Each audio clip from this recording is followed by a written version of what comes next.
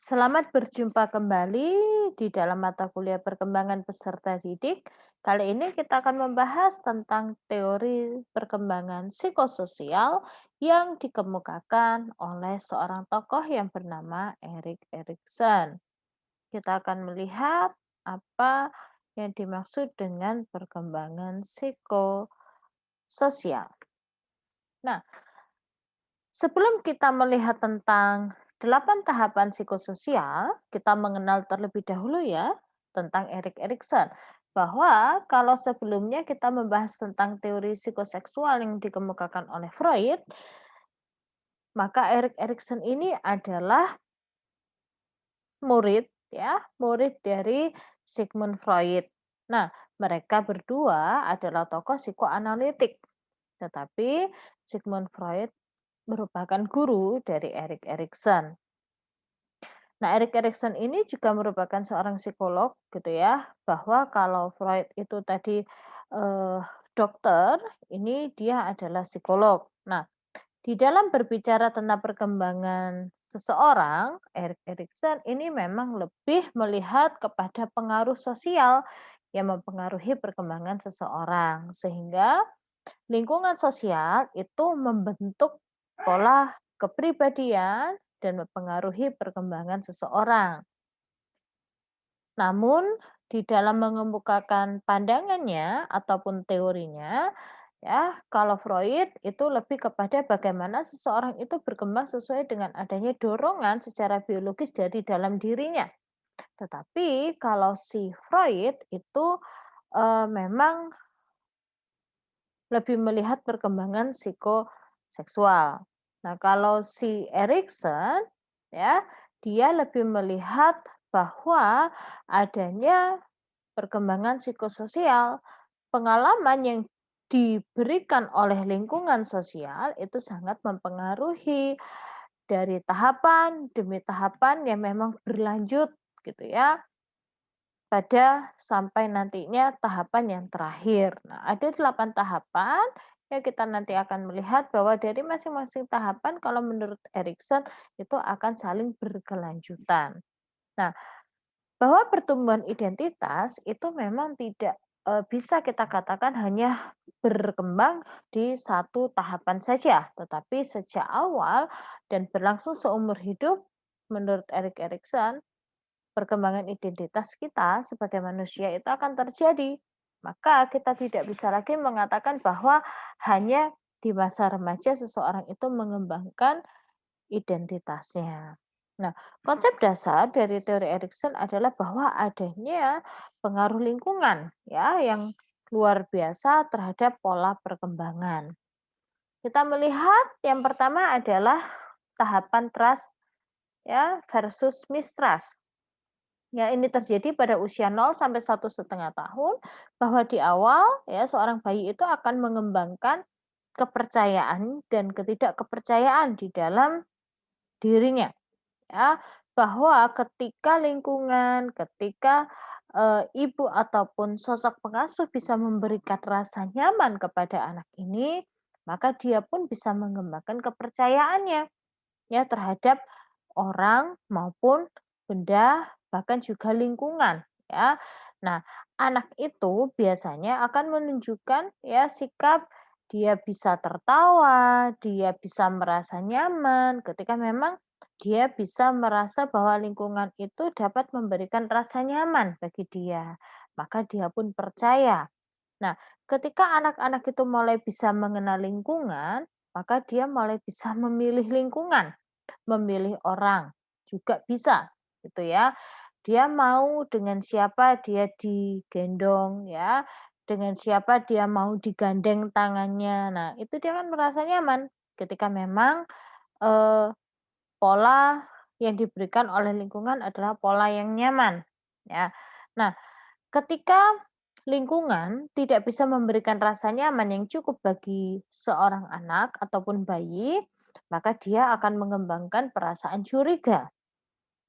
Ya, kita melihat dampaknya adalah ketika anak-anak itu dewasa kelak, Ketika dia punya rasa percaya yang cukup terhadap orang maupun lingkungannya, maka dia menjadi orang yang mudah untuk beradaptasi ya. Kalau kita melihat ada orang yang mudah beradaptasi, berarti dimungkinkan di masa awal perkembangan usia 0 sampai 1,5 tahun ada rasa nyaman yang cukup, ada rasa aman yang cukup yang diberikan oleh lingkungan, sehingga dia pun belajar untuk percaya. Tetapi ada juga orang yang kecenderungannya adalah mudah curiga terhadap lingkungan. Apapun yang dilakukan oleh orang lain, apapun yang dilakukan oleh lingkungan atau terjadi di dalam lingkungan, itu bisa saja dianggap salah ataupun jelek. Karena apa? Dia merasa bahwa lingkungan itu tidak memberikan yang sesuai dengan apa yang dia inginkan, tidak memberikan kenyamanan bagi dia, maka dia selalu curiga. Nah, ketika seseorang itu tidak bisa mengembangkan rasa kepercayaannya terhadap lingkungan, maka ya dia akan cenderung untuk berpikir bahwa orang lain bisa saja berbuat jahat kepadanya ya. Ini adalah rasa curiga yang dikembangkan di dalam dirinya. Maka ketika hal tersebut itu terus-menerus terjadi, maka akan mengakibatkan anak tersebut frustrasi, marah, ya, bahkan bisa terjadi depresi. Karena apa? Dia tidak bisa percaya terhadap siapapun yang ada di sekitarnya. Yang berkembang adalah perasaan-perasaan negatif, kecurigaan-kecurigaan gitu ya. Nah, timbulnya ya harapan itu terjadi di masa ini ketika memang dia bisa percaya terhadap lingkungannya. Jadi begini, ketika kita bisa percaya terhadap seseorang gitu ya, entah itu ibu kita atau ayah kita, maka pastinya kita punya harapan ya. Misalnya kita diajak pergi oleh ibu kita atau ayah kita. Nah, misalnya kita percaya sama ayah dan ibu kita. Kita percaya bahwa kalau diajak pergi itu pasti nanti akan mendapatkan sesuatu yang menyenangkan. Nah, bisa jadi seperti itu, ya. Nah, ketika kita pergi maka kita punya harapan. Ketika kita mau diajak pergi kita punya harapan, oh berarti nanti saya akan mendapatkan sesuatu yang menyenangkan dari ayah ataupun ibu saya. Nah, kita punya harapan seperti itu dan harapan itu memang berawal dari rasa percaya kita terhadap lingkungan, ya.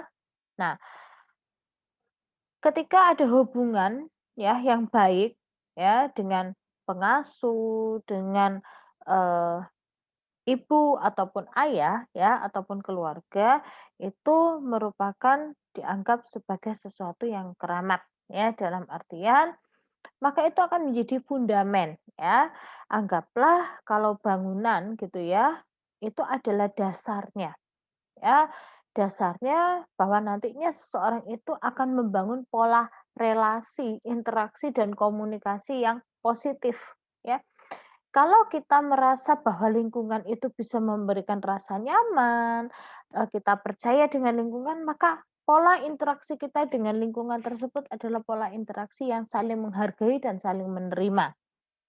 Ya, tetapi kalau kita tidak bisa percaya, maka pola interaksinya adalah pola interaksi yang negatif, yang tidak ada penghargaan dan tidak bisa menerima. Nah, dan diharapkan ketika ada pola penghargaan dan pola penerimaan terhadap lingkungan, ya, berarti anak akan berinteraksi tanpa adanya rasa takut dan adanya rasa ancaman, ya, rasa terancam. Nah, ketika anak tidak dapat kasih sayang yang cukup, ya, maka ia akan merasa terbuang, ya, merasa bahwa dia tidak diharapkan, merasa bahwa dia itu adalah eee, seseorang yang memang tidak berguna bagi lingkungan, dan ini biasanya akan berpengaruh terhadap pola interaksi dan pola, sosialisasinya dengan lingkungan. Dan bisa jadi ini membuat dia akhirnya cenderung untuk memuji dirinya sendiri. Ya, terjadi idolisme, ya.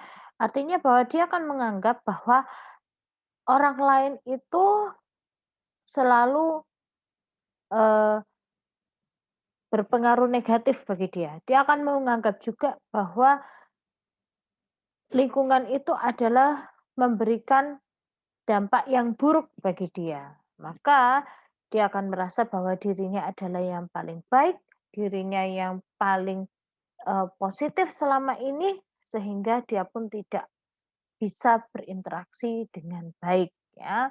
Nah, yang kedua adalah autonomi ya versus shame ataupun doubt. Nah, otonomi ya adalah sebuah pola kemandirian ya yang harus kita kembangkan dari usia 1,5 tahun ya sampai 3 atau 4 tahun. Nah, ini adalah masa-masa usia dini di mana kita akan mengembangkan pola kemandirian di dalam diri anak. Ya, biasanya ya yang kita ketahui di masa-masa ini anak itu sangat senang ketika memang dia diberi kepercayaan. Contohnya, "Ayo Dek, pakai baju sendiri, coba ya." Seperti itu. Atau, "Dek, bantuin Mama ya, bawa buku ini dan taruh di atas meja ya." Nah, itu benar-benar akan menggugah rasa ya, menggugah perasaan anak ini bahwa, "Oh, ternyata saya mampu," ya. Dan ini akan benar-benar membuat anak itu menjadi lebih mandiri di dalam melaksanakan segala sesuatu. Dan dia akan cenderung untuk ingin mencoba untuk melaksanakan segala sesuatu. Misalnya, di usia ini biasanya kalau makan, anak sudah jarang mau didulang ya, atau disuap. Nah, dia biasanya lebih suka untuk mencoba makan sendiri, ya. Walaupun belepotan nggak masalah, kan gitu. Tetapi dia bisa sendiri, ya. Biasanya kan orang tua, "Aduh ayo biar cepat disuapin aja," gitu. Tetapi perlu loh, gitu ya, masa di mana anak itu belajar makan sendiri, membersihkan mulutnya sendiri, gitu ya, memakai baju sendiri, walaupun ya prosesnya pasti lama gitu ya, tidak sesempurna orang dewasa, tetapi anak perlu proses supaya dia belajar untuk otonomi ya, mandiri dengan dirinya sendiri. Nah, bagaimana dengan rasa keraguan-raguan? Nah, biasanya gini, anak ketika dia merasa bahwa, kayaknya kok mengkancing baju ini kok ini ya, kok lama-lama kok ya sulit ya, kan gitu. Setelah dia mencoba misalnya 1 kali, 2 kali kok kayaknya agak sulit, biasanya dia akan meminta tolong, ya, meminta bantuan kepada orang dewasa. Berarti apa? Ada tetap rasa keraguan-raguan di dalam dirinya bahwa, kayaknya saya kurang bisa deh, gitu ya. Kayaknya saya kurang mampu deh dengan hal ini. Nggak masalah, karena apa? Kita tidak bisa meminta anak itu terlalu mandiri, ya, atau meminta anak itu terlalu juga ragu-ragu, sehingga dia tidak bisa punya kepercayaan diri, nggak bisa. Jadi ini semua harus berkembang secara seimbang, ya, tidak bisa dipilih salah satu atau dikembangkan hanya salah satu. Kalau misalnya, ya, anak-anak itu kita kembangkan, ya, kemandiriannya. Dengan memberikan kesempatan. Maka ketika anak-anak itu misalnya meminta bantuan, kita harus lihat kalau memang kondisinya ternyata, oh kayaknya anak itu kesulitan memasukkan, ini apa namanya, kancing bajunya karena terlalu kecil. It's okay, nggak masalah kita bantu sambil kita ajarin, ya sambil nanti diberi kesempatan untuk mencoba. Sehingga rasa ragu-ragu itu tidak berlebihan juga gitu ya, maksudnya terus aku nggak bisa, nanti itu akan menimbulkan keputusasaan ya. Nah, sehingga ini sangat tergantung kepada siapa pengasuhnya. Nah, ya, sikap pengasuhan ya. Pengasuhnya ini siapa sih? Nah, lalu bagaimana pola pengasuhan yang diberikan baik orang tua maupun pengasuh. Nah, ketika orang tua maupun pengasuh itu menerapkan pola asuh yang misalnya begini, tetap ada kesempatan yang diberikan kepada anak, tetap ada arahan, dan nanti siap untuk memberikan apa bantuan ya ketika anak pun tidak mampu. Nah, anak akan mulai belajar untuk mengontrol dirinya. Oh, saya bisa dalam hal ini.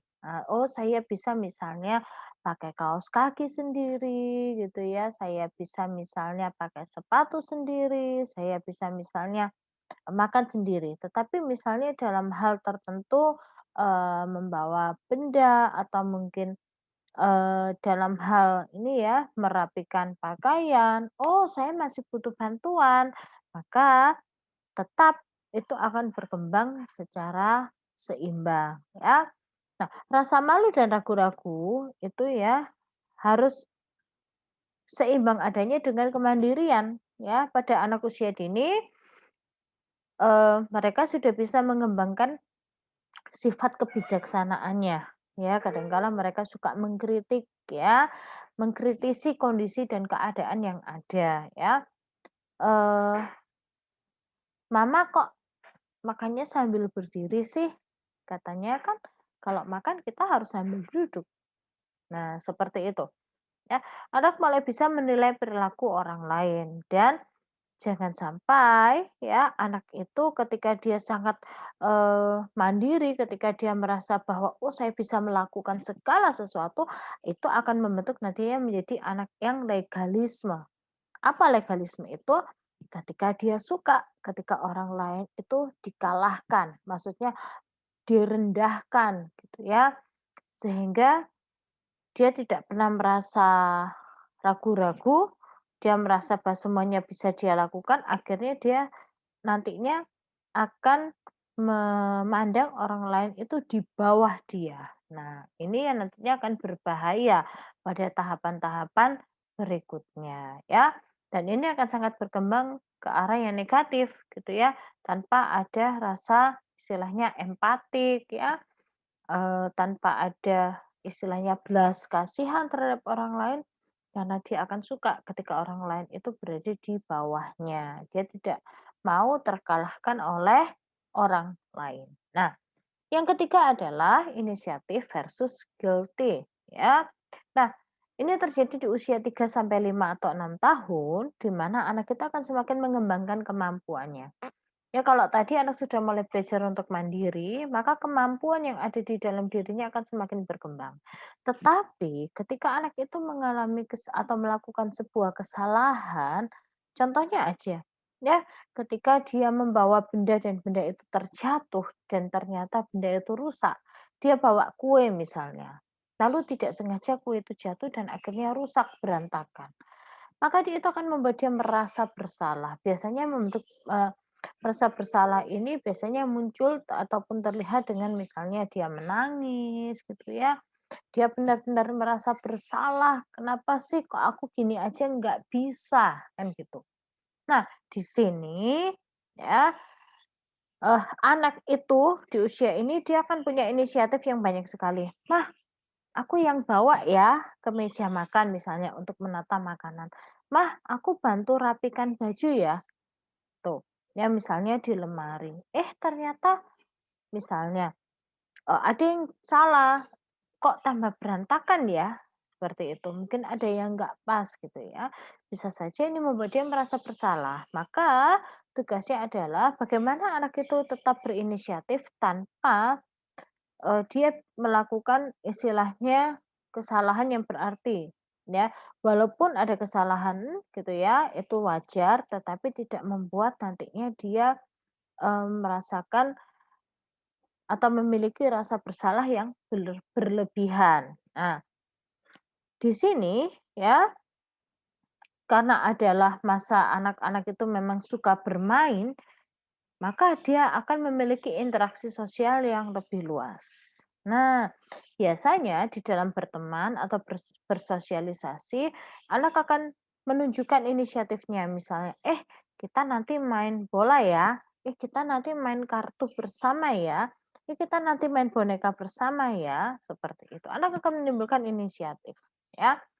Nah, orang tua itu harus mendorong anak untuk punya gagasan ataupun ide. Ya, jadi kita ajak mereka berdiskusi, tanya pendapatnya mereka itu bagaimana. Dek, kira-kira gitu ya, mama bagusan pakai baju yang mana ya, Dek? Yang tadi, yang warna hijau, atau yang ini, Dek, yang warna kuning. Kira-kira yang bagus yang mana ya? Seperti itu. Ya. Nah, kita melibatkan anak, sehingga anak itu punya inisiatif ya, tetapi ketika anak itu bersalah, kita pun juga harus bersikap objektif dalam hal begini, Dalam artian bahwa, ketika anak itu bersalah gitu ya, ketika tadi misalnya contohnya dia membawa kue, lalu ternyata, kuenya itu tumpah dan berantakan, kita jangan lalu, ini marah gitu ya, bahwa anak itu kan tadi punya inisiatif, "Ma, aku bantu ya bawa kuenya ke meja makan." Ternyata jatuh, kan gitu.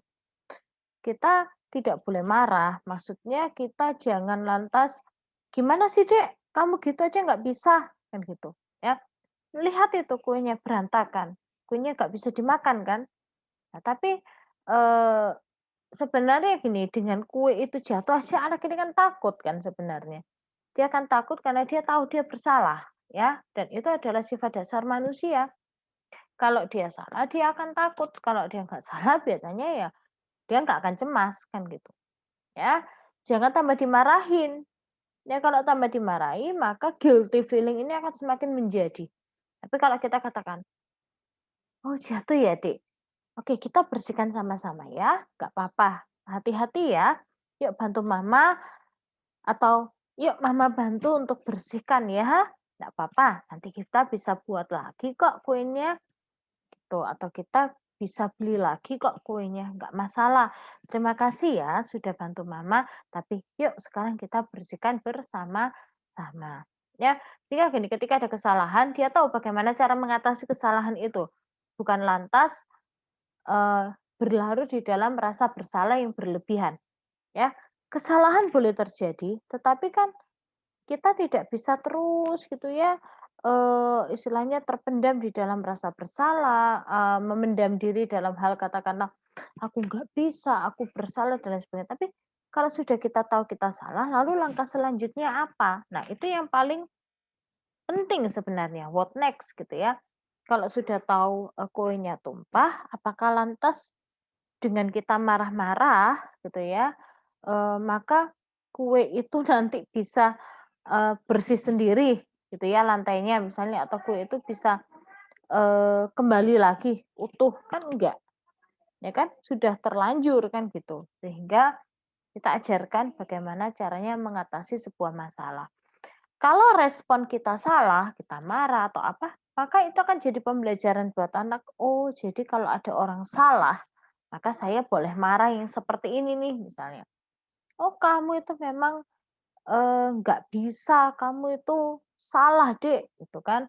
"Nggak bisa ini, kamu masak gitu aja nggak bisa." Nah, ini akan dicontoh oleh anak. Respon yang seperti ini adalah respon yang salah dan kalau anak itu lihat respon kita, maka dia akan mencontoh. Nanti suatu saat ketika adiknya bersalah atau bahkan mungkinnya temannya bersalah, dia akan melakukan hal yang sama. Nah, seperti itu, ya.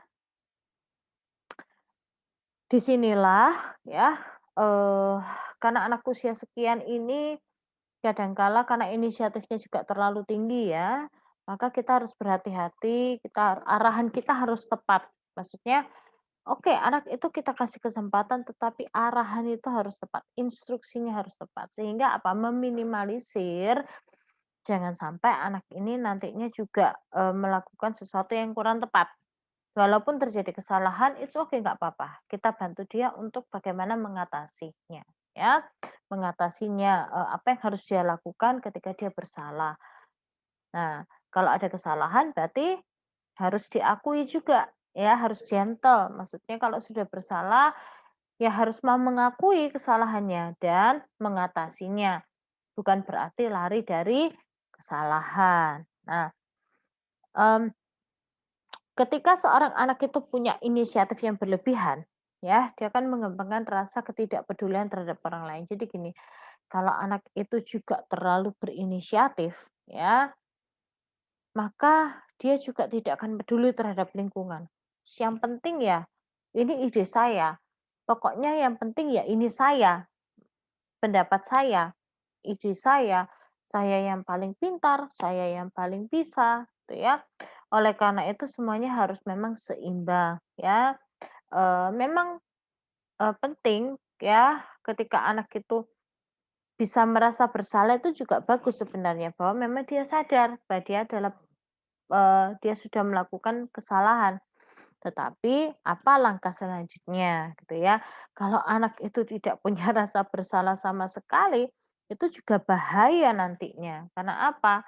Dia nggak akan peka, nggak akan sadar bahwa yang dia lakukan adalah salah. Bahkan mungkin ini ya, ada orang yang, karena dia terlalu pedenya, dia menganggap orang lain itu, tidak semampu dia. Maksudnya dalam hal misalnya berpendapat atau apapun gitu ya. Ya pokoknya, itu nanti gitu ya, kita atur gini aja misalnya. Kalau misalnya sudah bekerja ya membuat side plan atau apa, nanti merancang sebuah kegiatan, kita tidak akan menghiraukan pendapat orang lain. Karena apa? Kita anggap bahwa kita nanti sudah atur begini aja. Jadi ya ikuti yang ini aja, jangan kasih pendapat yang lain. Seperti itu. Kita nggak akan peduli bagaimana perasaan orang lain ya, bagaimana pendapat orang lain, kita tidak akan menghiraukan itu, ya, dan itu juga akan berbahaya di dalam pola interaksi sosial kita nantinya, ya. Nah, pada masa ini anak juga mulai mengembangkan fantasinya. Jadi karena anak itu mulai bisa berimajinasi, maka dia mulai bisa berinisiatif, ya. Nah, industri versus inferiority. Nah, di sini anak usia 6 sampai 12 tahun, ini tingkatan anak SD ya. Anak itu sangat aktif. Ya, dia sangat suka untuk eh, melakukan segala sesuatu gitu ya. Dan dia sangat terdorong untuk melakukan setiap perilaku yang dia harapkan itu bisa bermakna bagi lingkungan. Nah, ya, dan dia sangat, bangga ketika dia bisa menciptakan sesuatu bagi lingkungan tentunya. Misalnya, dia membuat ini ya, mainan gitu ya. Dia membuat mainan lalu atau mungkin dia merancang sesuatu dari permainan Legonya, lalu dia menunjukkan ke orang tuanya, "Mah, aku bisa loh Mah bikin seperti ini." Nah, itu masa industri, berarti terjadi di dalam dirinya. Ya, "Ma, aku bisa gambar seperti ini." Nah, itu namanya masa industri. Nah, seringkali apa, yaitu hambatan ataupun kegagalan yang anak alami itu membuat anak akhirnya juga merasa bahwa, eee, "Saya nggak bisa," gitu ya, merasa rendah diri. Nah, merasa tidak mampu. Bagaimana caranya? Anak itu tetap mau aktif, anak itu tetap mau berproduksi gitu ya, tetap mau aktif di lingkungan, tetapi juga anak itu jangan sampai dia terlalu istilahnya, sombong, dia juga terlalu percaya diri, enggak. Tetapi buatlah anak itu dia paham apa yang saya lakukan, ya, apa yang bisa saya kerjakan, dan apa yang masih saya butuhkan bantuan orang lain. Nah, jangan sampai juga dia terlalu rendah diri juga, bahwa sebenarnya dia punya potensi, kalau anak itu terlalu rendah diri, akhirnya potensi juga tidak akan bisa berkembang dengan maksimal, ya. Tugas yang harus dituntaskan di sini adalah bagaimana kita mengembangkan kemampuan anak itu mau bekerja keras, ya. Industri kan berarti dia mau bekerja keras, ya, menghindari rasa rendah diri, ya. Jangan sampai anak itu, harusnya dia mampu, tetapi akhirnya dia juga tidak produktif, karena apa? Rendah diri, ya kan sayang-sayang sekali ya, bahwa adanya kemampuan anak untuk mengembangkan rencananya yang semula hanya berupa fantasi, ya, berhasil di dalam belajar. Misalnya bagaimana saya bisa dapat nilai yang bagus ya, kalau saya tidak punya waktu misalnya untuk belajar dengan tekun dan sungguh-sungguh, ya.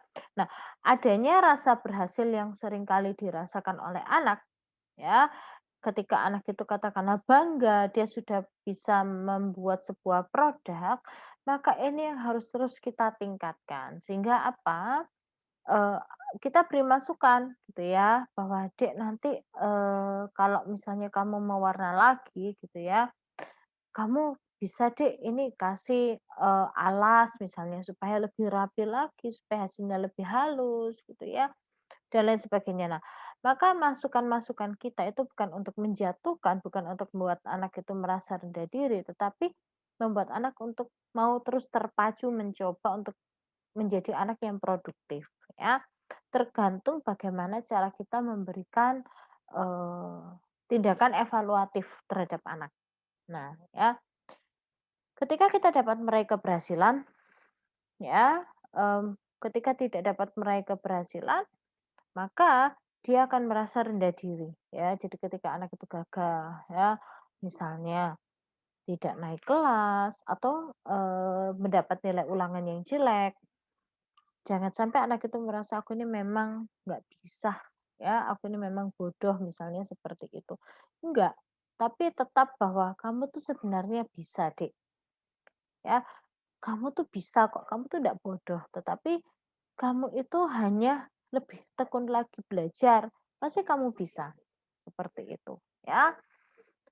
Semua anak itu bisa, tapi bagaimana caranya kita mengarahkan, ya, seperti itu. Nah, bagaimana peran orang tua, guru, dan teman itu benar-benar menjadi pendorong dia untuk tetap menjadi anak yang produktif, ya, seperti itu.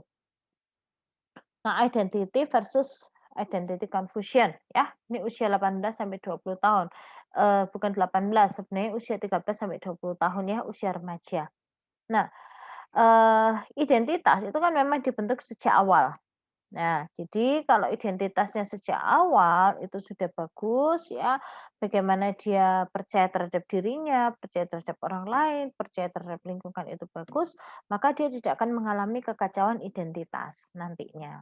Nah, tugas terpentingnya adalah mencapai, jati diri yang sempurna gitu ya. Bagaimana dia mampu mencapai jati diri yang sempurna di sini adalah bagaimana dia mampu menggambarkan kemampuan dirinya dengan sempurna. Walaupun tidak sesempurna yang kita bayangkan ya, kita orang dewasa sekalipun juga kadangkala tidak bisa sempurna sekali ya, apalagi remaja. Tetapi di awal-awal usia remaja itu biasanya kenapa sih kok terjadi pemberontakan ya, yang seringkali, terjadi keluhan ketika ada orang yang konsultasi gitu ya, "Kenapa sih kok anak saya itu seringkali memberontak, diberi nasihat kok dia tidak mau mendengarkan?" Ya, itu karena apa? Anak itu sudah membangun, ideologisnya sendiri ya.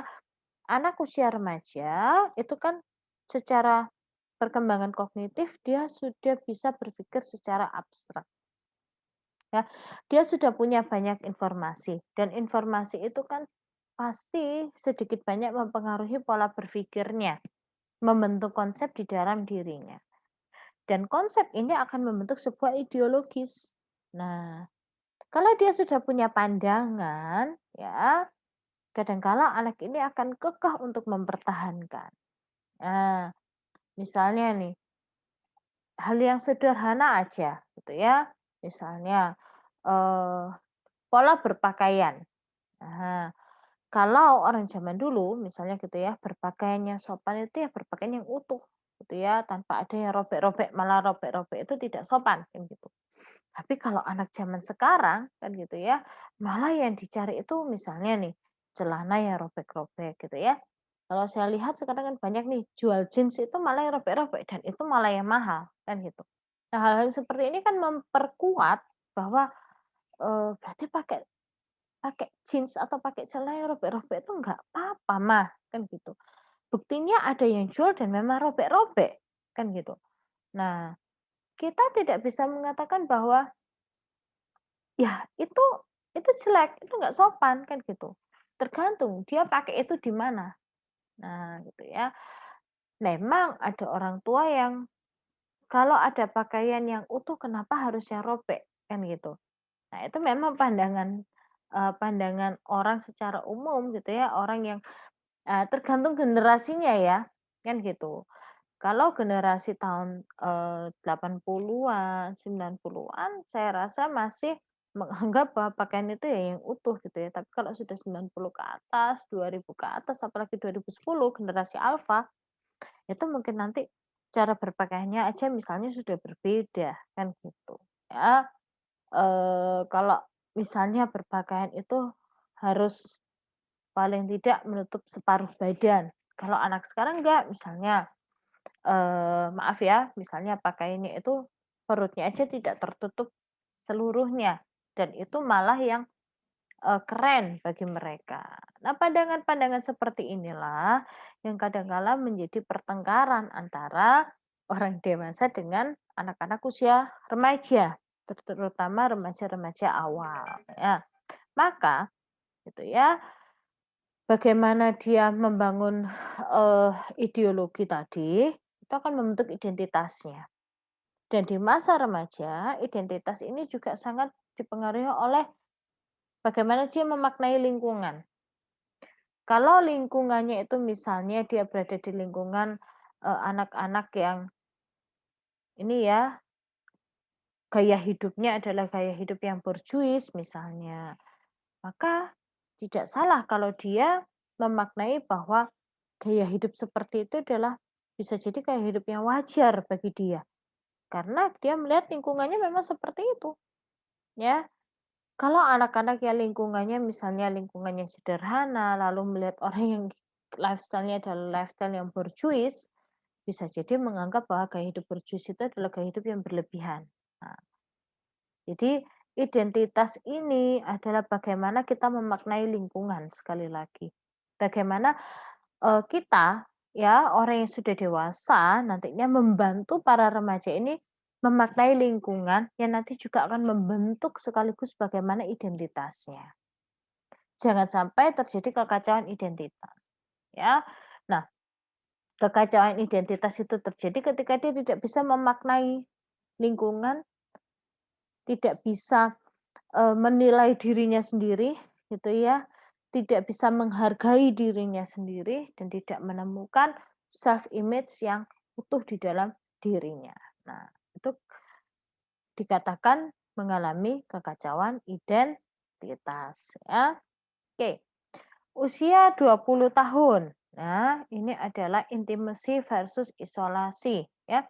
20-30 tahun. Nah, di sini ya, pada tahap ini seseorang itu seringkali disebut sebagai dewasa awal ya.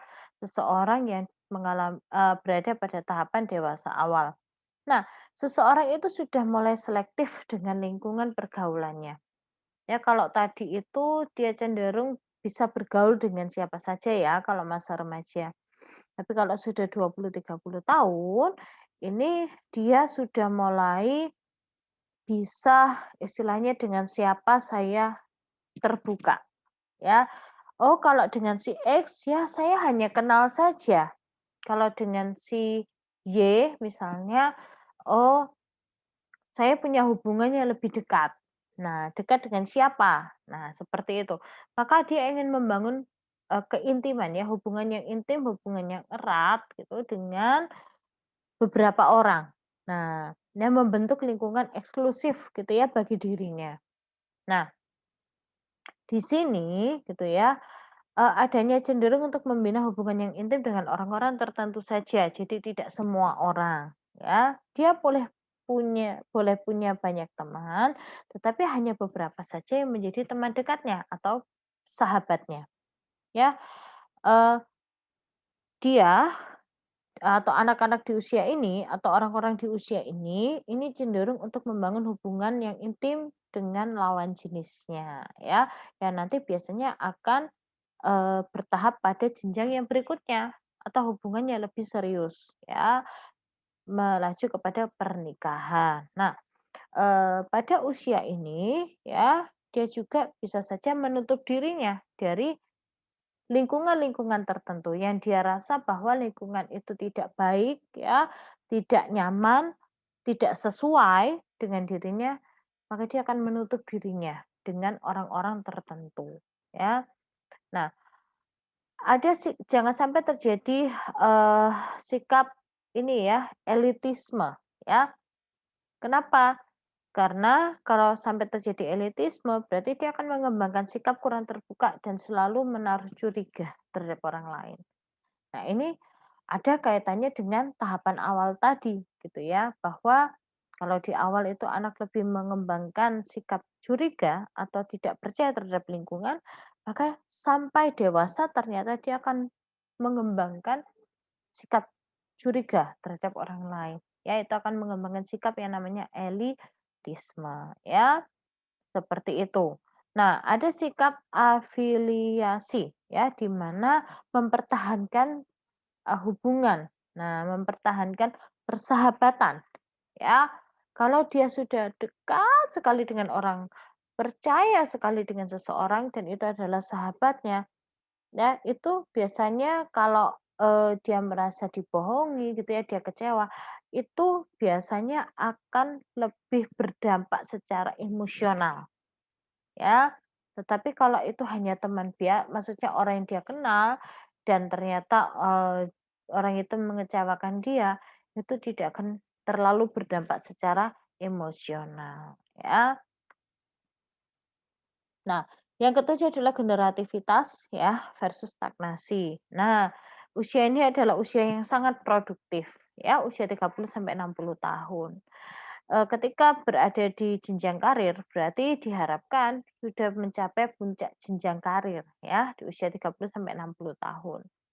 Nah, dalam masa yang cukup panjang ini gitu ya, biasanya orang itu benar-benar, orientasinya adalah test oriented gitu ya, orientasi memang untuk, melakukan atau mengenuntaskan setiap tugas-tugasnya terutama di dalam, pekerjaan ya.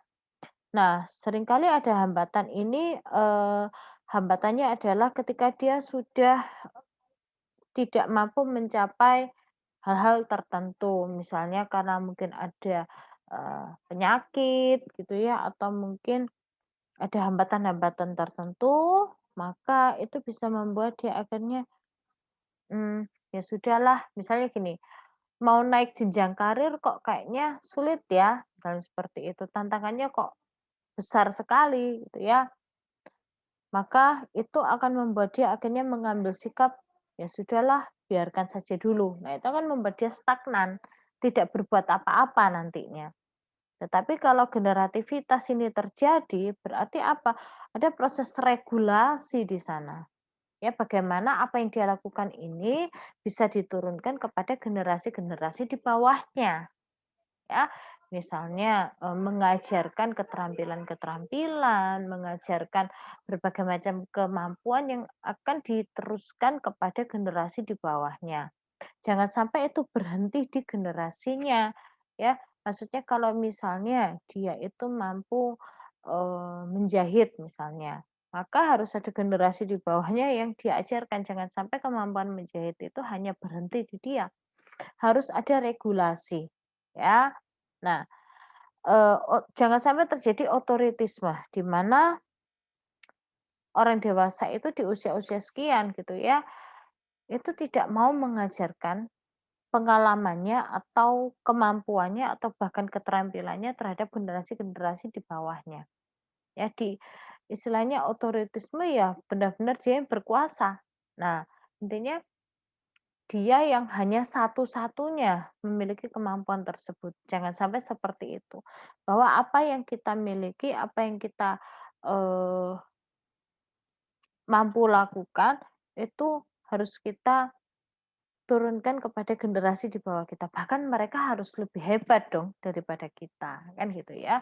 Misalnya nih, nanti kalian kalau sudah jadi guru, ya harapannya jauh lebih hebat daripada saya, kan gitu.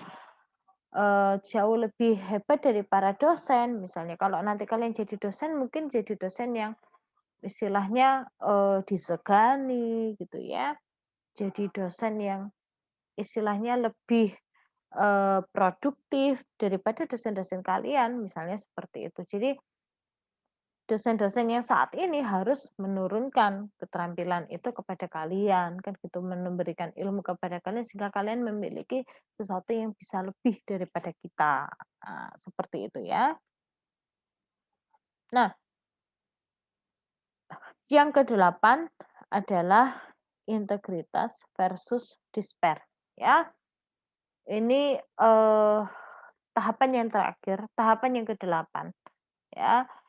Integritas ini, ya, terjadi di usia 60 tahun ke atas. Nah, bagaimana seseorang itu bisa dikatakan mencapai integritas ketika dia bisa menerima dan memaknai kondisinya, ya, menerima apa yang terjadi dengan diri dan juga lingkungannya. Orang usia 60 tahun ke atas rata-rata paling tidak sudah pensiun, ya, sudah tidak bekerja, ya, dalam tanda kutip gitu ya, sudah tidak produktif lagi. Maka ini mulai terjadi penurunan, ya, sudah tidak bekerja, ya, secara ekonomi gitu ya, kecuali memang ketika dia bekerja semua itu didepositokan, sehingga di usia sekian dia hanya tinggal ini ya, eee, hidup dari bunga deposito. Nah, tapi kan mau seberapa besar gaji kita, kan gitu ya. Nah, tetapi kalau di usia 60 tahun ini kekuatan paling tidak ya, kekuatan secara fisik juga sudah menurun. Kemampuan mental, daya ingat ya, biasanya juga sudah menurun, kan gitu. Secara emosional biasanya emosinya juga sudah mulai ini ya, lebih sensitif di usia 60 tahun, seperti itu. Sehingga, kalau dia dari bekerja, misal orang yang aktif bekerja lalu berhenti, langsung berhenti ya sama sekali total gitu ya, ini akan membuat orang ini biasanya, eee, ada rasa ini ya, rasa, bahwa, "Oh, saya sekarang sudah tidak bisa berfungsi kembali," misalnya seperti itu. "Oh, saya tidak bisa berpengaruh bagi orang lain." Padahal sebenarnya juga tidak, gitu ya. Di usia-usia sekian sebenarnya dia masih bisa untuk memberikan pengaruh dengan cara misalnya memberikan nasihat, gitu ya. Tetapi kadangkala ketika secara fisik memang dia sudah lemah, ya, eee, misalnya dia sakit, lalu kekuatannya langsung menurun drastis, maka itu akan biasanya lebih membuat orang itu putus asa, ya. Nah, jangan sampai gitu ya, eee, di usia-usia ini nantinya orang-orang itu mengalami putus asa, depresi, gitu ya, frustrasi, jangan sampai. Maka bagaimana caranya caranya mencapai integritas, ya, menerima, paling tidak berusaha saja menerima kondisinya, ya, menghilangkan keputusasaan ataupun kekecewaan karena kondisi yang ada. Nah, dan, tahap ini memang dirasakan cukup sulit untuk dilewati karena seringkali merasa terisolasi. Ya, karena sudah maksudnya sudah, lansia gitu ya, sudah tidak bekerja, maka merasa bahwa, sekarang lebih banyak di rumah gitu ya, ndak ada kesibukan. Itu akhirnya ini, sibuk dengan dirinya sendiri nantinya. Nah, itu pula yang juga bisa menimbulkan keputusasaan, mengasihani diri sendiri. Nah, ini yang bahaya juga, gitu ya. Maka benar-benar integritas ini akan terjadi ketika dia bisa menerima kondisinya, menerima keadaan kehidupannya, bahkan menerima akhir dari kehidupan itu sendiri, ya. Nah, sekian tentang teori Erik Erikson. Ya, semoga dengan video ini bisa membantu kalian untuk lebih memahami teori psikososial dari Erik Erikson. Oke, selamat belajar.